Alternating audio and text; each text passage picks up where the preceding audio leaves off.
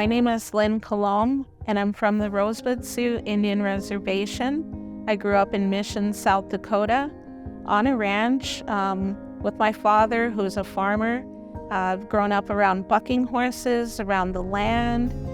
I was probably born an artist and always wrote. I learned to read at a very young age and remember producing small books of poetry in the first grade.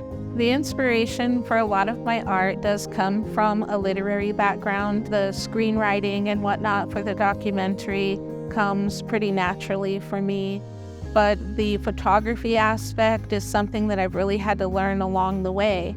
What really inspires me is constantly learning, constantly figuring out how to use the equipment that I have, how to use community as a resource.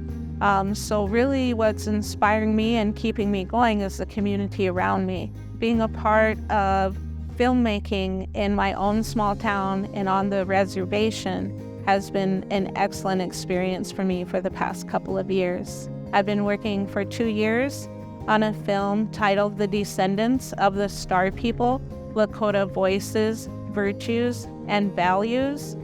I am just now getting into the second phase of my documentary, which is hosting recordings and doing interviews with local people and tribal members. And the grant has allowed me some freedom and some support, financial support, to be able to host those interviews, to continue to have my space here to use as a studio. I applied to the Ignite Rural program because of a suggestion of a friend. I went ahead and filled it out and really put my heart into the application in terms of what I really wanted to show from my own community, a desire to create some type of art education for youth in my community at the same time. It's allowed me to create a small program that I hope will be a catalyst for further art education for youth here in the Rosebud. I was able to create a real youth program for the arts. They came in twice a week, the entire month of June, the entire month of July. Some of their art is behind me, producing tie-dye t-shirts, producing mini paintings, or whatever our themes were. I mean, we studied Van Gogh. They did renditions of A Starry Night, and I was getting calls from parents at 6:30 in the morning saying, so-and-so's up and they're ready for art. I was like, okay, this is working. The third part of my documentary is going to be showing elders the dialogue created from the interviews that I'm conducting and getting elder feedback on the messages that the younger people and the middle-aged people that I will be interviewing have to say.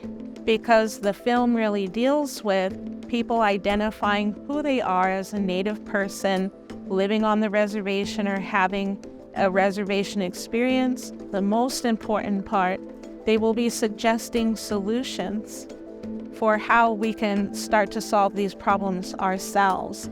And I think that's very key for our elders to hear some of those solutions that their younger counterparts here in the community are suggesting, and then to capture that feedback from our elders as well. As an artist in the next few years, I'm really negotiating my relationship as an internal insider within my community as a documentarian. We accept people into our community, we welcome them, but they're not from the community. And so through that type of filmmaking, we get a different perspective. What I'm trying to do with my art is really explore this internal insider type of relationship. It's not always an easy relationship. You really want to take that responsibility seriously. And so I think for the next few years, there's a lot of work to be done just exploring that relationship and creating a film that is true to my community, but respectful and truthful at the same time.